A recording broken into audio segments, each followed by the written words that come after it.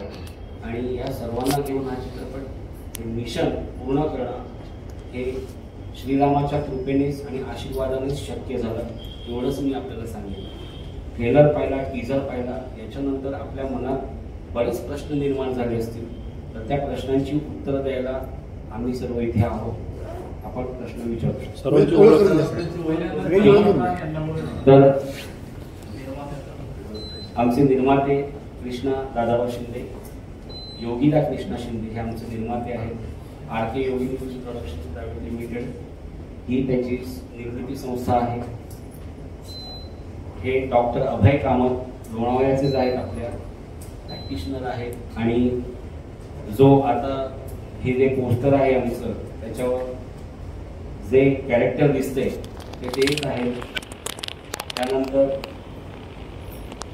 निलेश देशपांडे हे प्रमुख भूमिकेत आहेत आणि हे दुबईचे रहिवासी आहेत.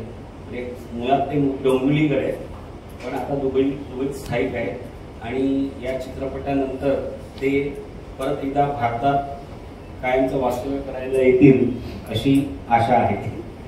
त्यानंतर तेजस्वी पाटील आपण ओळखतच असाल, 7 ते 8 सिनेमे तिने झालेले आहेत, सिरियल्स केलेले आहेत तिने. पण एका मोठ्या टाइम पिरियड नंतर ती पुन्हा एकदा पदार्पण करते. म्हणजे पदार्पण असं म्हणणार नाही, पण ज्याला आपण म्हणतो की आजच्या नवीन जनरेशनच्या भाषेत 2.0 ते आहे. याच्या आधी तिने ग्लॅमरस भूमिका केली आहे, पण या चित्रपटातून ती एका कॅरेक्टर घेऊन येते, सशक्त कॅरेक्टरच्या रूपात येते आणि याच्या पुढे ती अशाच दमदार भूमिकेत आपल्याला दिसेल. मागे राहुल कुलकर्णी हे आपले पुणेकरच आहेत. म्हणजे श्री पार्टनर माझा जो पहिला सिनेमा होता, इव्हन मी पहिलं जे नाटक केलं तेव्हापासूनची आमची मैत्री, आणि जेव्हा जेव्हा स्पेशल मी काही करतो तर त्याला मी बोलवतो. तर राहुल ही मिशन अयोध्याचा एक भाग आहे आणि जबरदस्त काम केलेलं आहे. आणि माझ्या मागे हे जे छोटे कलाकार आहेत हे आहेत रुद्र शिंदे, म्हणजे आमच्या निर्मात्यांचे सुपुत्र आहेत आणि पहिल्यांदाच सिनेमात काम करतो आहे. आणि कुठलेही नाटक किंवा कुठली पार्श्वभूमी नसताना त्या मुलाने जे काही केलेलं आहे त्याला फक्त मी एवढंच म्हणेन, कारण लहान मुलांसोबत काम करणं हा एक मोठा टास्क असतो. पण मला माहीत नाही, श्रीरामाची कृपा आमच्यावर आहे एवढं मला माहीत आहे. आणि त्याने जे काही काम केलं आहे त्यात ते अफलातून आहे. तर ही झाली. आणि मी स्वतः समीर रमेश सुर्वे, लेखक दिग्दर्शक या चित्रपटाचा. तर आपण आता प्रश्न विचारू शकतो. निर्मात्यांना प्रश्न होता. तुम्ही प्रश्न विचारा, असं मग आपण त्यांना बोलूया. प्रत्येकाने एकेकांना माझ्या भूमिकेबद्दल विचारा की बोलल्या. नाही, ते विचारतात, ते विचारणारच. नमस्कार सर.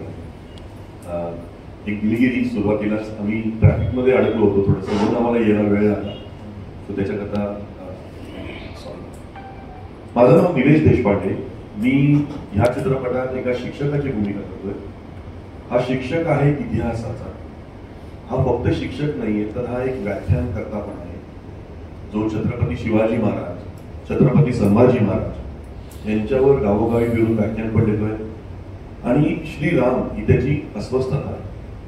जे त्याचं म्हणणं हेच आहे की ज्याप्रमाणे आपण या दोन्ही राजांना राजे म्हणून स्वीकारलेलं आहे, तसं श्रीरामाला देवता आपण मानतोच, पण ज्या दिवशी संपूर्ण 140 कोटी जनता त्याला राम राजा म्हणून मानायला लागेल, त्या दिवशी खऱ्या अर्थानं रामराज्याची सुरुवात होऊ शकते.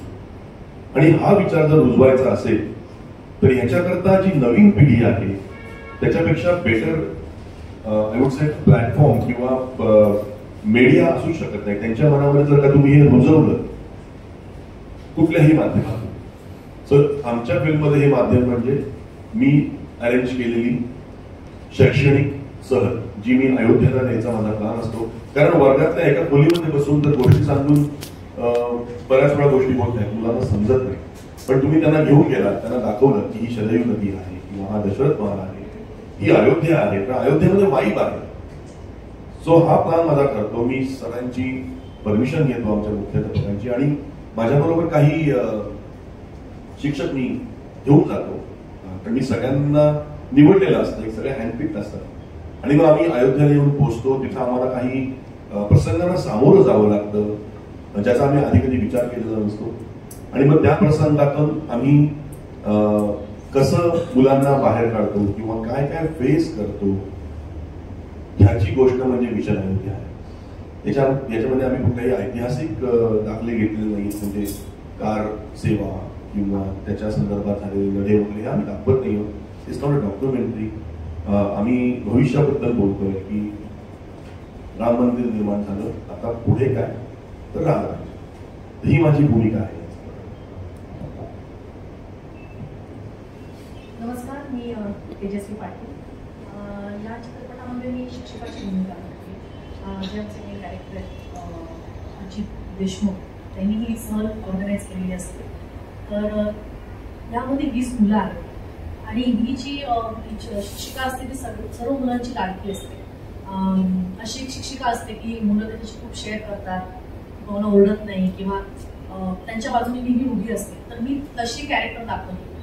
तर मी त्यांच्याबरोबर अयोध्या या सहलीला जाते आणि तिथे गेल्यानंतर असं काही घडतं की आम्ही अडकतो, त्यातून आम्ही कसे बाहेर पडतो या संघर्षाची ही गोष्ट आहे आणि खूप सुंदर खूप करमणूक आहे चित्रपटामध्ये. थँक्यू.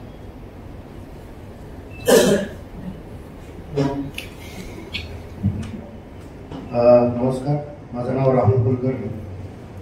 माझं कॅरेक्टर काय आहे ते आता मी ओपन नाही करू शकणार किंवा ते सरप्राईज एलिमेंट आहे, ते तुम्हाला चित्रपट बघितल्यानंतर कळेल.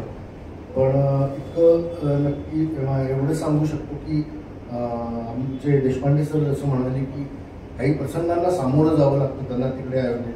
तर ते प्रसंग म्हणजे ते कॅरेक्टर आहे माझं आणि खूप मजा आली संपूर्ण फिल्मची प्रोसेस शूटिंग आणि करताना. So thank you. प्रत्यक्ष सिनेमा बघितल्यानंतर तुम्हाला माझं कॅरेक्टर कळेल, सरप्राईज. ॲक्च्युली हे काय की काही गोष्टी इथे रिव्हील करायचं जसं आमचं ठरलेलं आहे ना, कारण की नाहीतर मग प्रेडिक्टेबल होऊन जातात गोष्टी. तर डॉक्टर अभय कामत. नमस्कार, सर्व पत्रकारांना माझा नमस्कार. मी या चित्रपटात विचारे या शाळेतील कर्मचाऱ्याची भूमिका करतोय आणि मी पण देशमुख सर जी सहल काढतात त्यांच्याबरोबर अयोध्येला जातो. विचारांचा असा भूतकाळ आहे की ते तरुणपणामध्ये कारसेवक होते आणि त्यांचा बाबरी येथेची घटना घडली होती, त्यांचा प्रत्यक्ष सहभाग होता. पण ते आता त्याच्यानंतर ते 30 वर्ष त्यांचं स्वप्न होतं की तिकडे लवकरच एक मोठं राम मंदिर व्हावं. पण ते या शाळेतले कर्मचारी आहेत. पण तिथे गेल्यानंतर अशा काय घटना घडतात की विचारे स्वतः मरायलाही तयार होतात, दुसऱ्यांना मारायलाही तयार होतात, याची उत्कंठा प्रेक्षकांना जाणून घ्यायची असेल तर हा चित्रपट त्यांनी बघावा असं मला वाटतं. नमस्कार.